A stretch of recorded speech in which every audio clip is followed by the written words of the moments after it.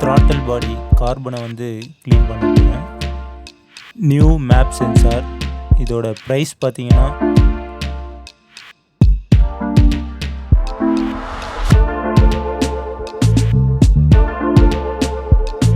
First step பார்த்தோன்னா bike கீயை use பண்ணி பேக் சீட்டை வந்து ரிமூவ் பண்ணிடலாம். அப்படியே பார்த்தீங்கன்னா ஃப்ரண்ட் சீட்டையும் வந்து ரிமூவ் பண்ணிடலாம். அப்படியே ரெண்டு பக்கமும் பேனலை வந்து கழட்டிக்கலாம்.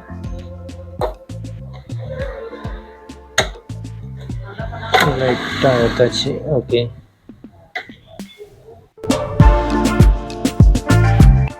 பைக்கோட கீ பேனலை லைட்டாக ஷேக் பண்ணால் போல் புஷ் பண்ணி இழுத்தோம் அப்படின்னா அது வந்து ஓப்பன் ஆகிடும்.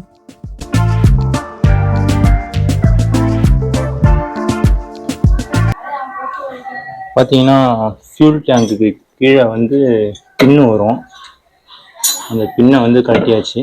அந்த பின்னை கழட்டி என்னால் வந்து அந்த ஷார்ட்லாம் வந்து கரெக்டாக வந்து எடுக்க முடியல. தெரியுதுங்களா?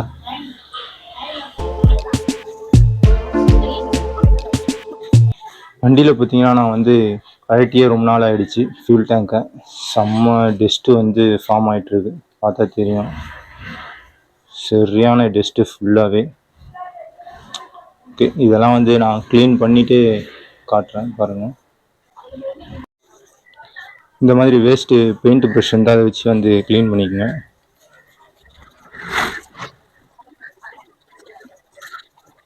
இதான் வந்து கூலண்ட். ஓகே,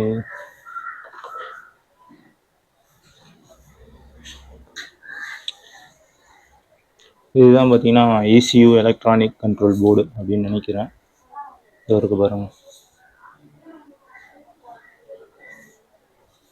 ஒவ்வொரு பார்ட்ஸையும் பார்த்தீங்கன்னா கழட்டி மாட்டுறதை வந்து வீடியோ எடுத்துகிட்டே இருந்தேன் அப்படின்னா டைமிங்கும் அதிகமாகிடும். அதுவும் இல்லாமல் வீடியோவும் வந்து ரொம்பவே லென்த்தாக வந்துடும். அதனால் ஷார்ட்டாக என்னால் எவ்வளோ எடுக்க முடியுமோ அதை மட்டும் காட்டுறேன். இப்போ பார்த்தீங்கன்னா த்ராட்டல் பாடி இங்கே தான் இருக்குது. இந்த ஏர் பாக்ஸை வந்து ரிமூவ் பண்ணிவிட்டு நான் வந்து காட்டுறேன் பாருங்கள். அதுக்கு முன்னாடி பார்த்தோன்னா பேட்டரியை வந்து ரிமூவ் பண்ணிக்கலாம். பேட்டரியில் பார்த்தீங்கன்னா மைனஸ் ஸ்க்ரூவை கழட்டும் போது ஒன்றும் இல்லை, ப்ளஸ்ஸு ஸ்க்ரூவை கழட்டும்போது பார்த்தீங்கன்னா லைட்டாக ஸ்பார்க் வரும். ஒன்றும் பயப்படாமல் கழட்டிக்கலாம். பேட்டரி பார்த்தீங்கன்னா எக்ஸிட் பேட்ரி. இது பார்த்தீங்கன்னா ரொம்ப நல்லா சூப்பராக பேட்ரி வந்து யூஸ்ஃபுல்லாக இருக்குது. இந்த சைடில் பேனல் இதையும் வந்து கழட்டி எடுத்துருவேன்.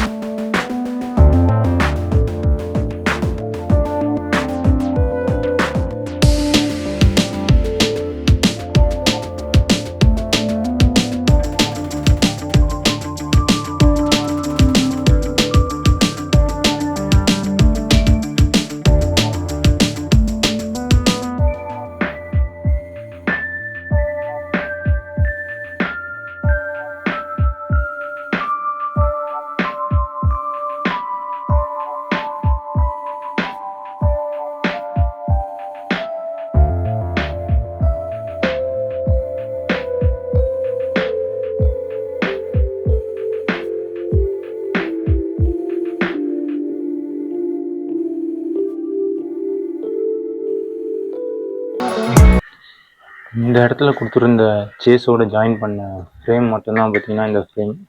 அலாங்கி போல்ட் வந்து இதோட ஜாயின் பண்ணியிருக்காங்க. கழட்டுறது வந்து ரொம்ப கஷ்டமாக இருக்குது. ஒயர் லைன்லாம் வந்து அப்படியே கொஞ்சம் இடிச்சுது, அதான் கழட்டினேன். இப்படி காட்டுறேன் பாருங்கள். இந்த இடத்துல பார்த்தீங்கன்னா அலாங்கி போல்ட் வந்து கொடுத்துருந்தாங்க. இதை பார்த்தீங்கன்னா கழட்டியாச்சு. இப்போ இந்த ஏர் பாக்ஸை வந்து ரிமூவ் பண்ணலாம். ஓகே,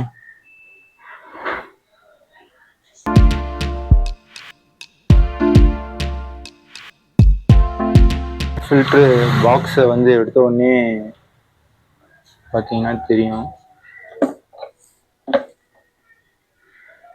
த்ராட்டல் பாடி பார்த்தீங்கன்னா செம்மையாக வந்து இதாக இருக்குது. செம்ம டெஸ்ட்டு ஃபுல்லாக. கோப்ரோவோட பேட்ரி வேறு லோவாகிடுச்சு. இப்போ வந்து இன்னும் கொஞ்சம் நேரத்தில் இந்த த்ராட்டல் பாடியை வந்து நான் வந்து க்ளீன் பண்ணிவிட்டு மாட்டிடுறேன். த்ராட்டல் பாடியை கழட்டுற சீன் வந்து முடிஞ்சால் நான் வந்து கொஞ்சம் எடுத்து காட்டுறேன்.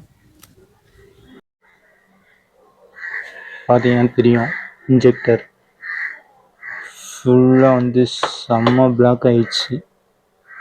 வெளிச்சத்தில் காட்டுறேன் பாருங்க, தெரியுதா?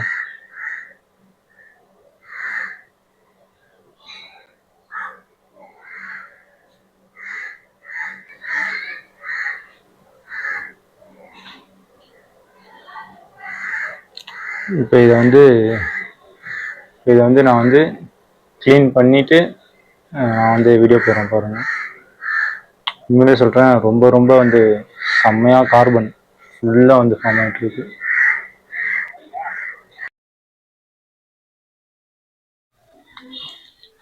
பார்த்தீங்கன்னா தெரியும், பைக்கோட பார்ட்ஸ் எல்லாமே வந்து கழட்டி வச்சுருக்கேன். இந்த ஏர் பாக்ஸ்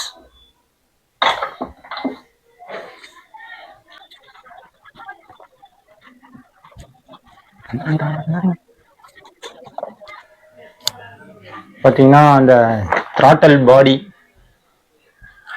எல்லாம் வந்து கழட்டிட்டேன். ஆனால் டைம் வந்து கொஞ்சம் அதிகமாகிடுச்சு. சாயங்காலம் வெளியிலே இருட்டாகவே ஆகிடுச்சு. இதான் அந்த இன்ஜெக்டர். இதெல்லாம் வந்து இப்போ நான் பார்த்தீங்கன்னா பெட்ரோல் ஊற்றி வந்து கழுவ போகிறேன். இதெல்லாம் பார்த்தீங்கன்னா டிபி சென்சார், அந்த சென்சார் அப்படின்னு வந்து ஒவ்வொரு பேர் வந்து இருக்குது. எல்லாத்தையும் சொல்லி வீடியோ வந்து சூப்பராக போடலாம் அப்படின்னு பார்த்தேன். ஆனால் பார்த்தீங்கன்னா டைம் வந்து அதிகமாகிடுச்சு. அதனால சரி, இப்போ வீட்டுக்குள்ள நான் எப்பயும் வீடியோ எடுத்ததே இல்லை, எல்லாம் வெளியே போயிட்டாங்க, வீடு காலியாக இருக்குது.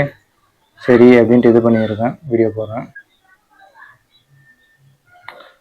இந்த சைடில் பார்த்தீங்கன்னா இந்த மோட்டார் இது இருக்குது, பிளாஸ்டிக்லேயே கொடுத்துருப்பாங்க. இதை கூட கழட்டி காட்டலாம் தான் பார்க்குறேன். டைம் வந்ததுன்னா நான் வந்து காட்டுறேன் பாருங்கள். ஆனால் த்ராட்டல் பாடி க்ளீன் பண்ணி போடணும் அப்படின்னு பார்த்தீங்கன்னா ஒரு நாள் ஆகிடுது. நான் கூட ஒரு 5 ஹவர் 6 ஹவரில் வந்து கழட்டி முடிச்சிடலாம் பார்த்தேன். ஒரு சில டூல்ஸ் வந்து என்கிட்ட வந்து சரியாக வந்து கிடைக்கல. இப்போ தான் போயிட்டு இந்த கையை விட்டு இது கழட்டவும் முடியல, ஒரு அலாங்கி போல்டு.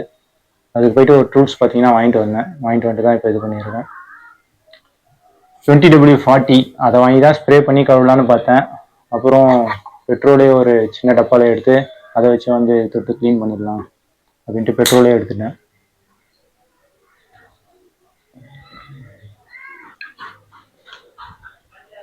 இந்த சென்சாருக்கெல்லாம் பார்த்தோம் அப்படின்னா நார்மலாக ஸ்டார் மாதிரி ஸ்டார் டைப் தான் வந்து கொடுத்துருந்தாங்க, தெரியுதா?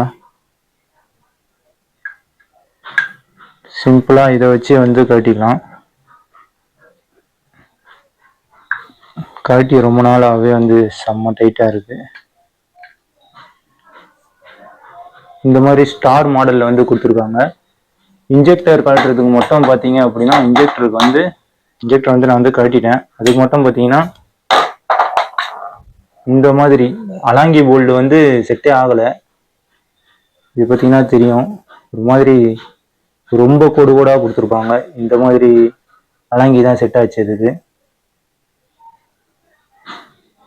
தெரியுதுங்களா அந்த ஷேப்பு, இந்த கோடு டிஃப்ரெண்ட் பாருங்கள். அலாங்கி போலவே வந்து கொஞ்சம் கோடு வந்து அதிகமாக இருக்கும் இதில். இது நேம் வந்து சரியாக தெரில. நான் எடுத்துகிட்டு போயிட்டு இதை காட்டிட்டு இதுக்கேற்ற போல செட் ஆகிற மாதிரி வாங்கிட்டு வந்துட்டேன். அலாங்கிலாம் போட்டால் வந்து ஸ்லிப் ஆச்சு, கழட்டவே முடியல. இது வந்து கொஞ்சம் கரெக்டாக ஃபிட் ஆச்சு. இதை வச்சு ஈஸியாக கழட்ட முடிஞ்சுது. ஒவ்வொரு ஸ்க்ரூ பார்த்தீங்கன்னா இதுக்கும் வந்து ஒரு டிஃப்ரெண்ட்டாக கொடுத்துருக்காங்க.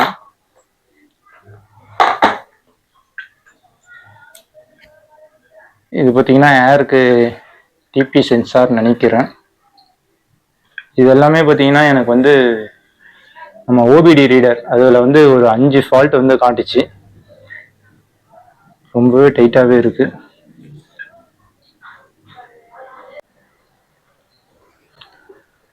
இதுதான் பார்த்தீங்கன்னா டியூக் 390 மேப் சென்சார்.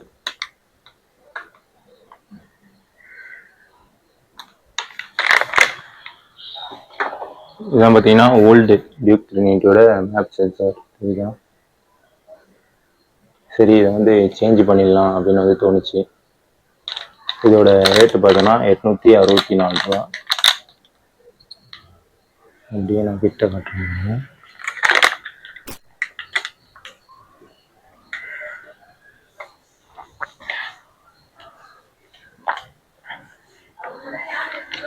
இது வந்து பார்த்தீங்கன்னா ஓல்டு மேப் சென்சார். இந்த சென்சார் பார்த்தீங்கன்னா கொஞ்சம் ஏதாவது ஒர்க் ஆகலை அப்படின்னா ஸ்பார்க் ஃப்ளக்கோட ஸ்பார்க்கிங் டைமிங் வந்து மிஸ் ஆகும். அதனால சரி, இதை வந்து சேஞ்ச் பண்ணிடலாம் அப்படின்ட்டு புதுசாக இது போய்ட்டு வாங்கிட்டு வந்தேன். இதோட ரேட்டு பார்த்தோம் அப்படின்னா 864 ரூபா போட்டிருக்கு பாருங்க. கோப்ரோல வந்து சரியா தெரியல.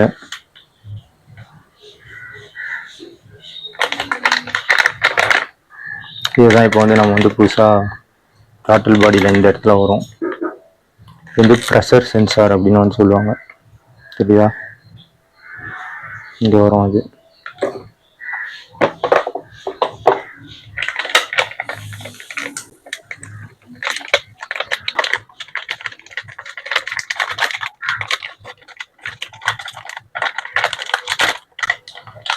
இதான் பார்த்தீங்கன்னா நியூ ப்ரெஷர் சென்சார்.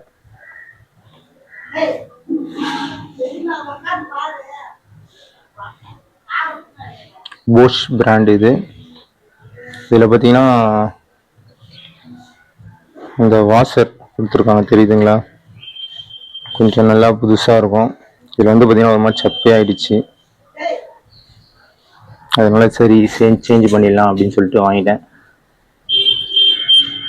நீங்களும் பார்த்தீங்கன்னா உங்கள் வண்டிக்கு எதுக்காவது இது வந்து சேஞ்ச் பண்ணணும் அப்படின்னா பண்ணிடுறது நல்லது. ஓகே,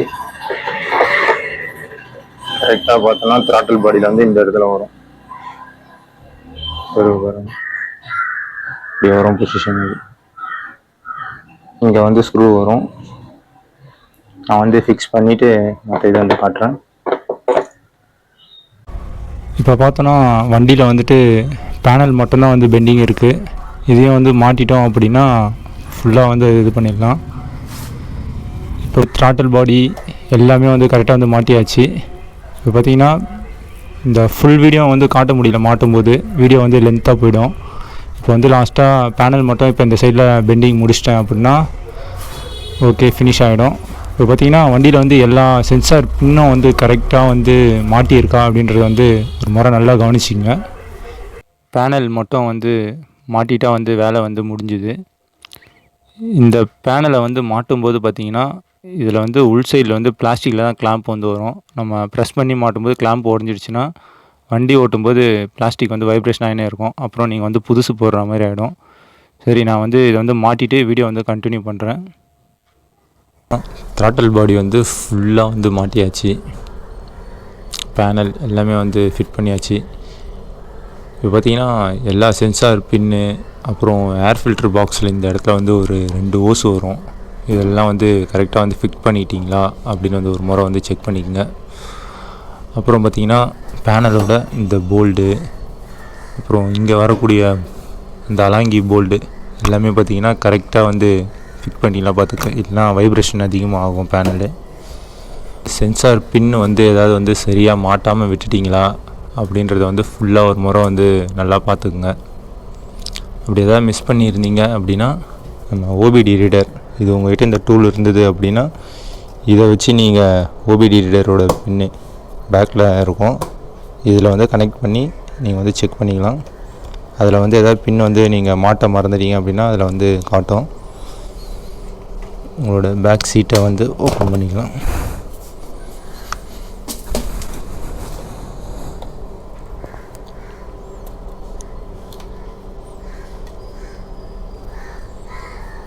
இது வந்து சின்ன கேபிள்.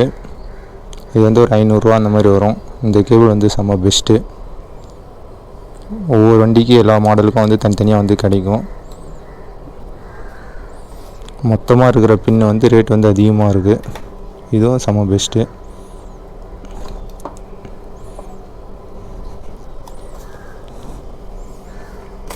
நம்ம வந்து பார்த்திங்கன்னா வண்டியோட கீயை வந்து ஆன் பண்ணிட்டோன்னா பேட்டரியோட பவர் மூலிமா ஓபிடி ரீடர் வந்து ஆன் ஆகும் பாருங்கள். ஆன் ஆகிடுச்சு, தெரியுதா? இப்போ வந்து கில் சுவிட்சை மறக்காமல் இதையும் வந்து ஆன் பண்ணிக்கணும். அப்போ தான் வந்து இருக்கிற ஃபால்ட்டை வந்து கரெக்டாக வந்து காட்டும். ஓபிடி டயஜனிஸ் ஃபஸ்ட்டு போட்டிருக்கு, தெரியுதா?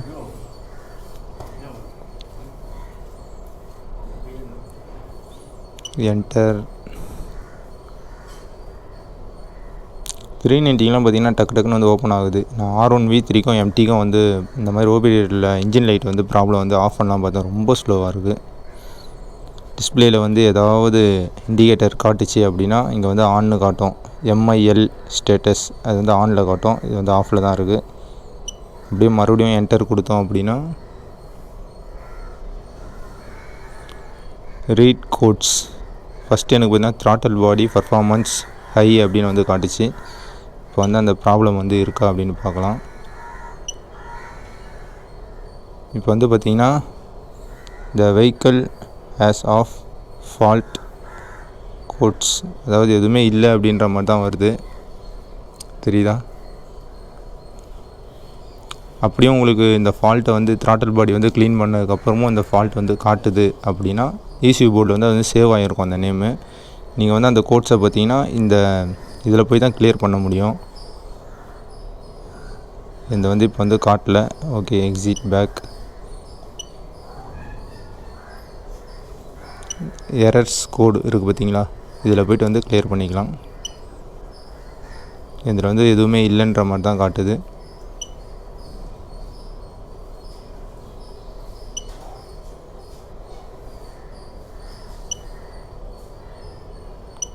பெண்டிங் கோட்ஸ் இதில் போய்ட்டு பார்த்தோன்னா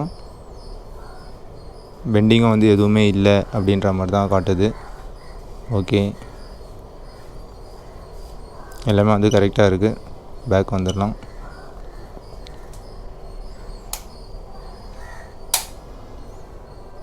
பார்த்திங்கன்னா நான் வந்து வண்டியை வந்து வெளியில் எடுத்துகிட்டு போய்ட்டு வந்து ஸ்டார்ட் பண்ணி காட்டுறேன் பாருங்கள்.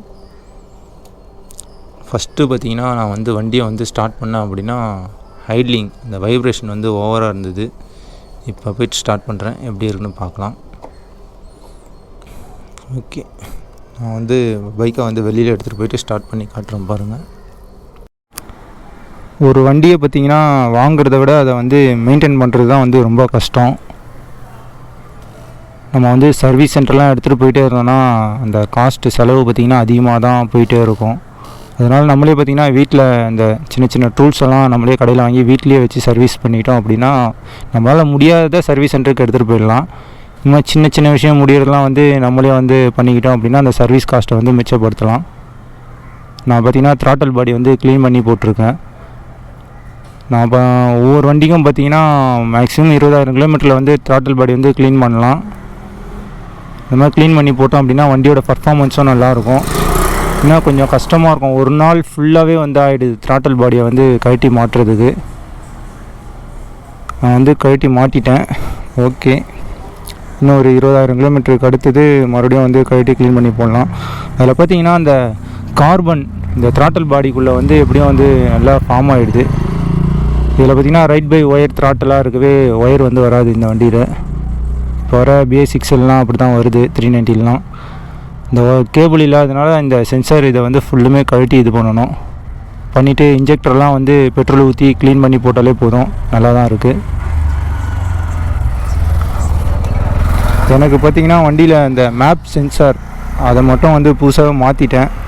அதுதான் வந்து உள்ளே போகிற காற்றோட அளவை வந்து சென்ஸ் பண்ணி கரெக்டாக ஸ்பார்க் எரிக்கிறதுக்கு வந்து சென்ஸ் பண்ணி அனுப்பும். சரி, அது ஒரு மாதிரி ரொம்ப பழைசான மாதிரி இந்த வாஷர்லாம் கொஞ்சம் இதாக இருந்தது, க்ரிப்பாக க்ரீன் கலரில் ஒரு வாஷர் வரும் அதெல்லாம் வந்து ஒரு மாதிரி ஹார்டாகிட்டுருக்கு. சரின்னுட்டு அதை வந்து புதுசாக வாங்கி மாட்டிட்டேன். ஸ்பேர் வந்து எல்லாமே கிடைக்குது, ஒரு சில ஸ்பேர் கிடைக்கலைன்னா அதுக்கு வந்து கொஞ்சம் சொல்லிகிட்டே வெயிட் பண்ணி வாங்குற மாதிரி இருக்கும். நான் வந்து வீட்டுக்குள்ளே வந்து ஸ்டார்ட் பண்ணலை. ஓபிடி ரீடரை வச்சு ஏதாவது ஃப்ளக் ஏதாவது மாட்டாமல் விட்டுட்டேனா அப்படின்னு மட்டும் செக் பண்ணி தான் பார்த்தேன்.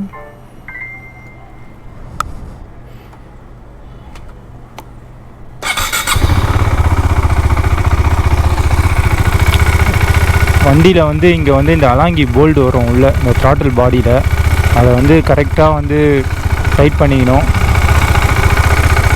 சில போல்ட் அண்ட் ஸ்க்ரூ எல்லாம் பார்த்தீங்கன்னா சரியாக வந்து டைட் வைக்காமல் இருப்பீங்க, அதெல்லாம் வந்து செக் பண்ணிக்கோங்க.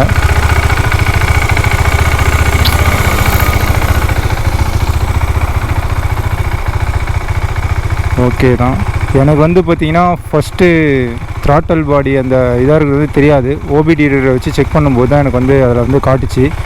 அதுக்கு முன்னாடி பார்த்திங்கன்னா வண்டி இந்த மாதிரி ஸ்டார்ட் பண்ணனா வண்டி அதுவே பார்த்திங்கன்னா ஐட்லிங் வந்து ஏறும், ஒரு மாதிரி ரொம்ப வைப்ரேஷன் பயங்கரமாக இருக்கும். இப்போ க்ளீன் பண்ண உடனே அது அந்த அளவுக்கு தெரியலன்னு நினைக்கிறேன். அதே மாதிரி பார்த்திங்கன்னா செகண்ட் கியரில் போயிட்டு இருக்கும்போது ஒரு மாதிரி எக்ஸாஸ்ட் வந்து டப்புன்னு வெடித்து வண்டியை வந்து ஒரு மாதிரி இடிக்கிறா போல் ஒரு மாதிரி ஒரு சவுண்டு வந்து வரும் அடிக்கடி. இப்போ அதை வந்து செக் பண்ணி பார்க்கலாம்.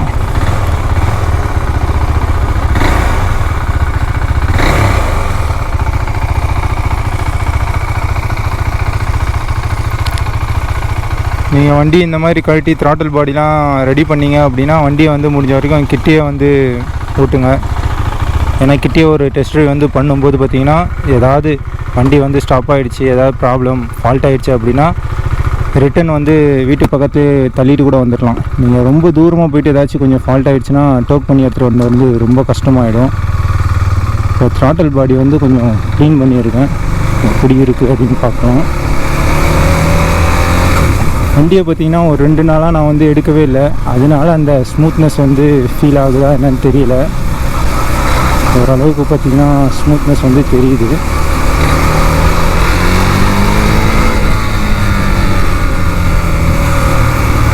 செகண்ட் கியரில் ஒரு 20-22 அந்த மாதிரி ஸ்பீடில் போனால் ஒரு மாதிரி இடிக்கும் இன்ஜினு. அது வந்து இடிக்குதா என்னன்னு தெரியலை.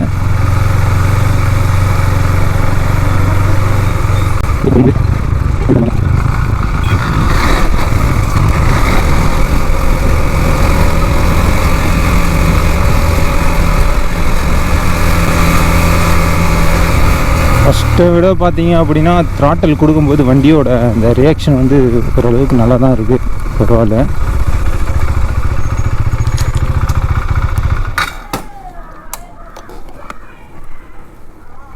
வண்டியில் பார்த்தீங்கன்னா எனக்கு தெரிஞ்ச வரைக்கும் பார்த்தீங்கன்னா அந்த அளவுக்கு எதுவும் ஃபீல் ஆகிற மாதிரி தெரியல. க்ளீன் பண்ணி போட்டதில் எப்பயும் ஓட்டுற மாதிரி தான் இருக்குது. இன்னும் வண்டியை வந்து 2 நாள் யூஸ் பண்ணாமல் இருக்கவே கொஞ்சம் அந்த ஸ்மூத்னஸ் வந்து ஃபீல் ஆகிற மாதிரி இருக்குது, வேறு ஒன்றும் இல்லை.